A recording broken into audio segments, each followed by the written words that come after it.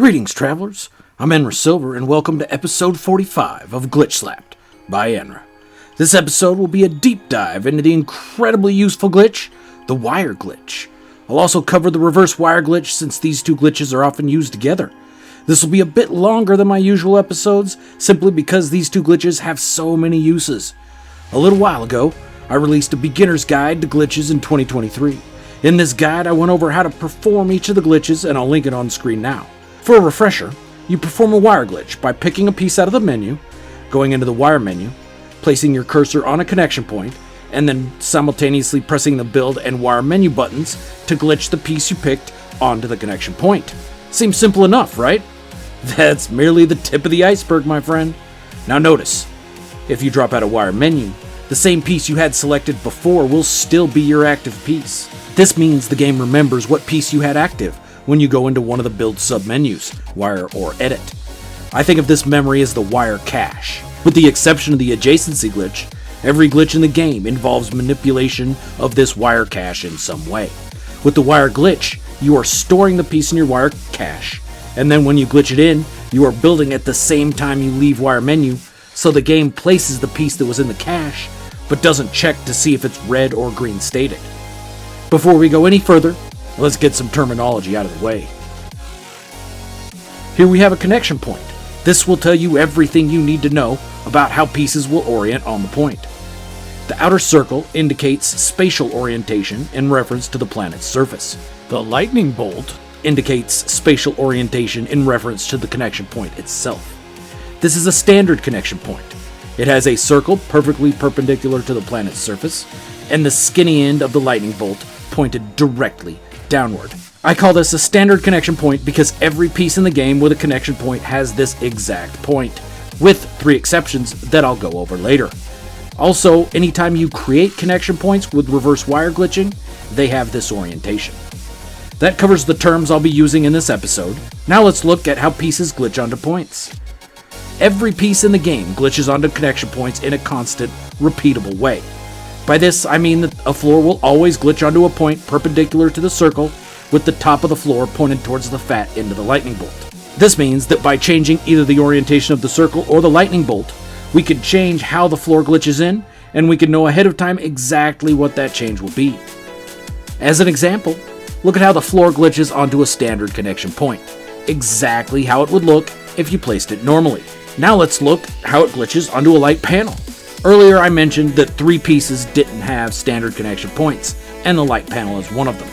Notice the outer circle is parallel to the planet's surface instead of perpendicular, and the lightning bolt now has the fat end pointed horizontally instead of vertically. Basically, the entire connection point has been rotated 90 degrees, and so the floor will now glitch in rotated 90 degrees.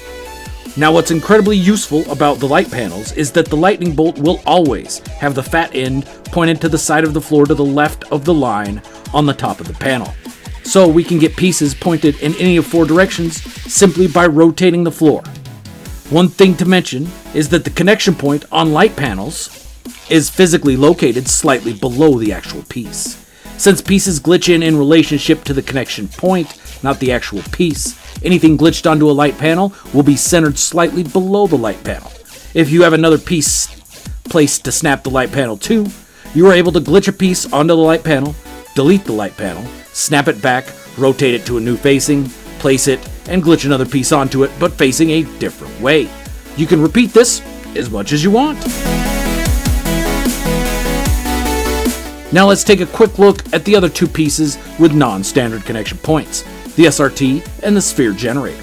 Notice the SRT has an inverted lightning bolt, while the sphere generator has the strangest of them all, a slanted sideways connection point. Now that we've looked at connection points on pieces themselves and the uses for different points, let's look at other ways to use the wire glitch. Once you're in the wire menu, there are 2 other things you can do with that wire tip instead of glitching the piece onto a point. First off, you can do what I like to think of as a spot glitch. To do this, you simply place the wire tip anywhere you want. Seriously though, anywhere. And then press triangle and R2 to glitch the piece where your wire tip was located. You can even control direction of the glitched piece by rotating the wire tip. The other thing you can do with the wire tip is to place the first end on the surface, pull the wire out to another spot, and then press triangle and R2 to glitch the selected piece centered where your second wire tip was located. This is useful since the piece will come in oriented along the angle of the wire.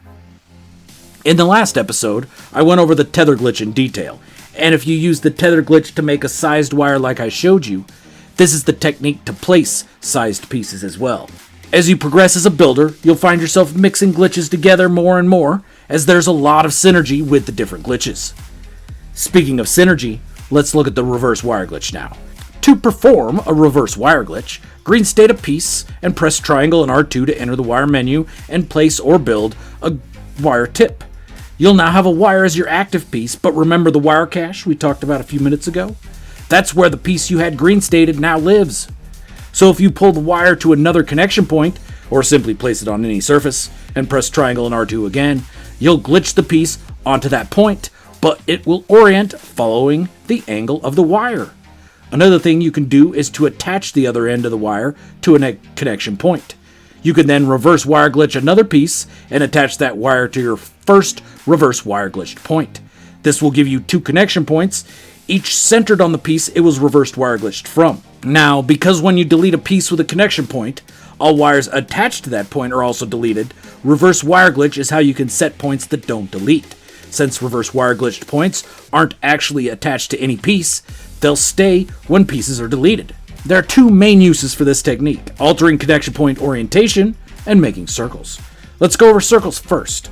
In the Basics of Glitch Building episode 43, I showed you how to create a connection point centered onto adjacent basic floors. To do this, snap a power door to a floor, move and reverse wire glitch the floor, and attach the wire to a power door connector. Now green state a floor on the other side of the power door, reverse wire glitch, and attach this wire to the point you created with the first reverse wire glitch, centered on the first floor. Now when you delete the power door, the first wire you placed will be deleted with it, since it's attached to its connector, but the second wire stretched between the two floors will stay. Now you might be asking yourself, why even use a power door if the wire is going to get deleted anyway? This is because of the mechanics of wire points themselves.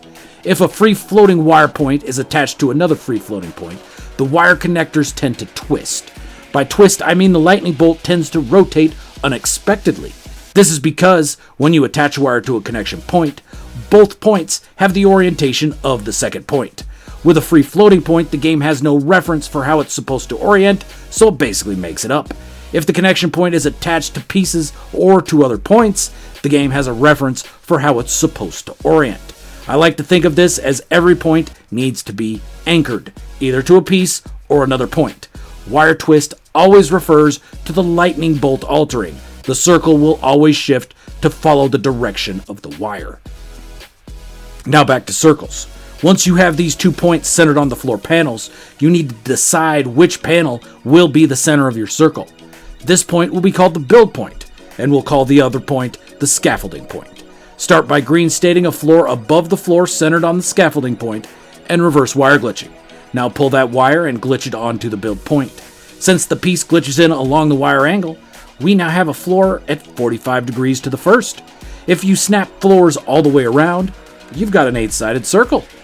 Now if you instead delete the floor centered on the scaffolding point and replace it with a triangle snap to the other floor, you can make a 12-sided circle by reverse wire glitching a floor snapped to each of the other 2 sides of the triangle and glitching it onto your build point. Snapping floors all the way around gives you a 12-sided circle.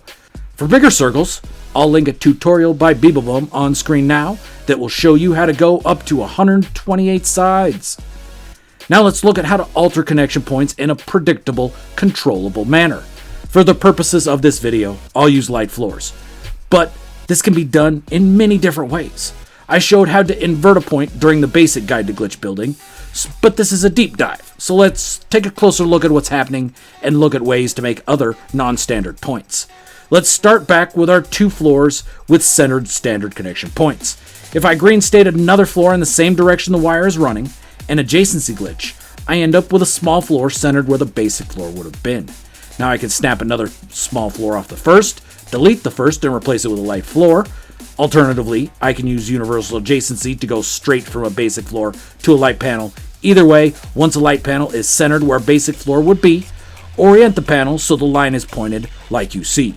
Now look at the connection point on the light panel and take note of which side the fat end of the lightning bolt is pointing at. Green state a small wall off that side, reverse wire glitch, and attach the wire to the connection point of the light panel. Now look at the point you just created on the edge of the light panel. Notice the lightning bolt is now inverted. However, the point is also slightly slanted since the connection point on the light panel is actually located below the panel. To make the wire level, move one of the basic floors, green state it back in place, reverse wire glitch, and attach the wire to the point you just created on the edge of the light panel. Delete the light panel to get rid of the slanted anchor wire, and now you have a level, upside down connection point.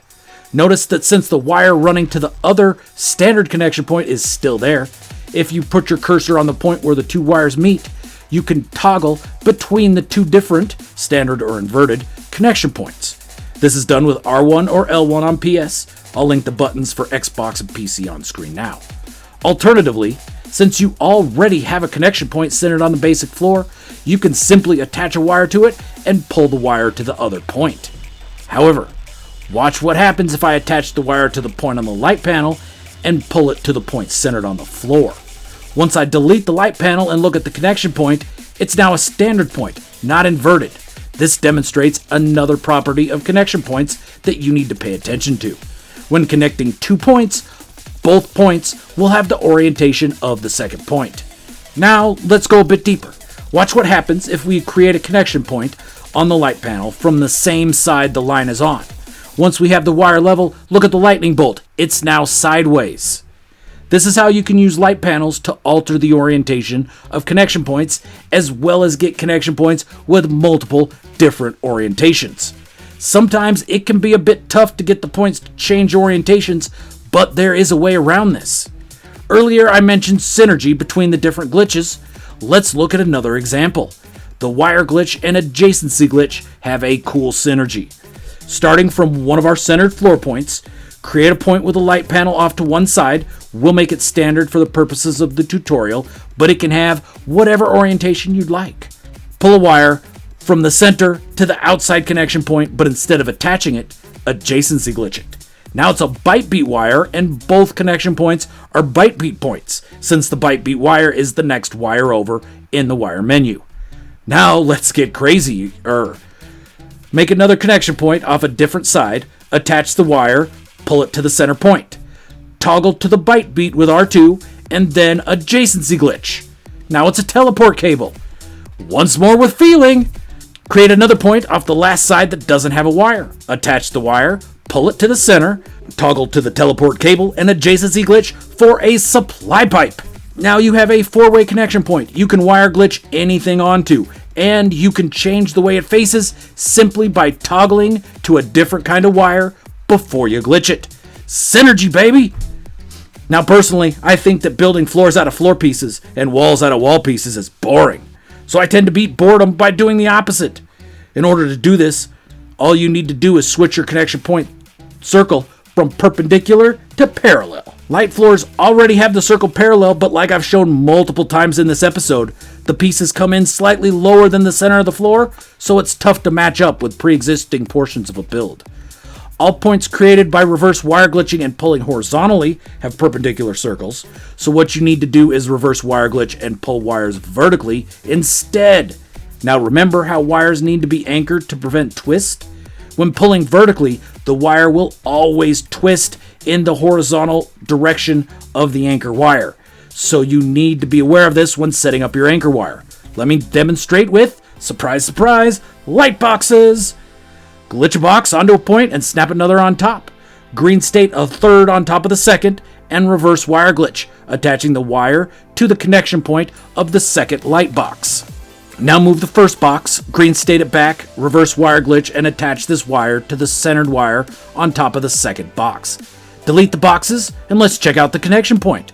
See, it has the lightning bolt pointing in the opposite direction of the light box connectors.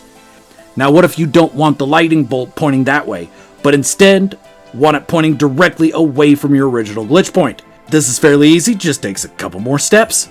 Start by glitching a light floor onto the point, snap another floor to the first to hold its spot, and delete the first floor. Store a light box in your wire cache, copy a light floor, green state it with the line on the left side, and glitch in the light box. Now the connector is pointing along the wire, and once you make your vertical point, now the lightning bolt is facing the way you want it to.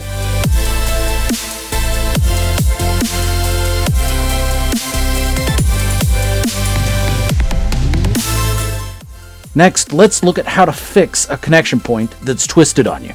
So say you've got a wire where both the ends have twisted. To fix this and straighten it out to a standard connection point, you need to create a standard connection point 90 degrees to the side from one of your twisted points. You then connect a wire from your twisted point to the standard point, delete your twisted wire, and then rerun your twisted wire. Then you can delete your 90 degree wire, and the original wire is now a standard connection point.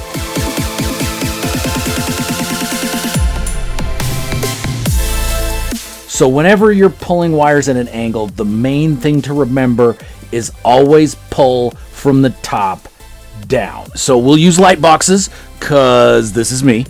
And so we'll glitch one onto our connection point, run it out 4 or 5, and run it up 4 or 5. Then from the top of that stack, we're going to reverse wire glitch and attach that wire down to the original point we started from. We can now glitch a light box onto that slanted connection point, green state another light box on top of it, reverse wire glitch, and run that down to our original point, repeating until we have created a nice little curve.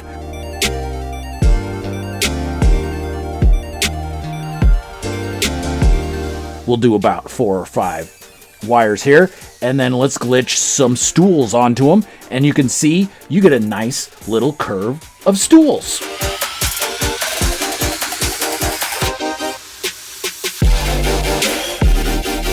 Good look, especially merged into a wall.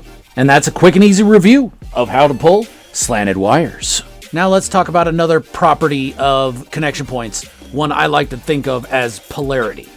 So if you're looking at the lightning bolt on a connection point, I've always thought of this as having a zigzag appearance, with the top fat part of the lightning bolt being the zig and the bottom skinny part of the lightning bolt being the zag. I don't know if that makes any sense to anybody, but that's how it makes sense in my mind. So if you look at the zig in the lightning bolt, the fat part, it'll either come down to the left or to the right. If it comes down to the left, that's a standard connection point. I call that positive polarity. If it comes down to the right, I call that negative polarity. So if you look at your connection point and you note its polarity, if you pull a wire from the opposite direction, you will alter the polarity. Positive to negative, negative to positive. This will also alter the direction pieces glitch in at. Let me demonstrate with wall caps.